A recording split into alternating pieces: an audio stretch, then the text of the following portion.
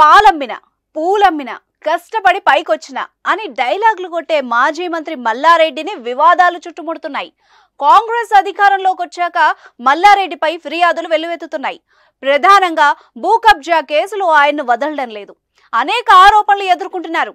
రేవంత్ సర్కార్ ప్రభుత్వం ప్రతిష్టాత్మకంగా తీసుకొచ్చిన ప్రజావాణిలో బాధితులు వరుస ఫిర్యాదులు చేస్తున్నారు. గజం కేవలం 23,000 రూపాయలతో 165 గజాల భూమి కేవలం 38 లక్షలు మాత్రమే. తాజాగా మల్లారెడ్డిపై మళ్లీ ఫిర్యాదు అందింది.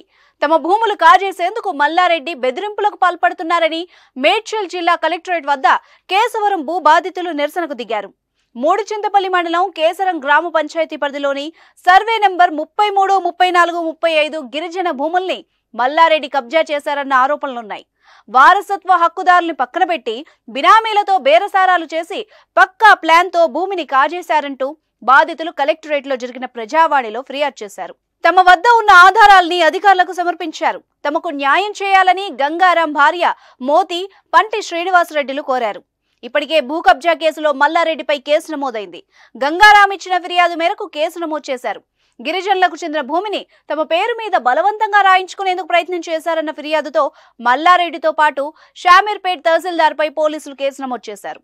మొత్తం 4 సెక్షన్ల కింద పోలీసులు కేసు నమోదు చేశారు.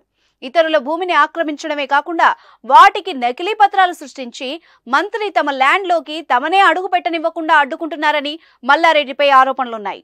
మరి మల్లారెడ్డిపై అధికారులు ఎలాంటి చర్యలు తీసుకుంటారో, ఈ కేసు ఎలా మలుపులు తిరుగుతుందో చూడాలి.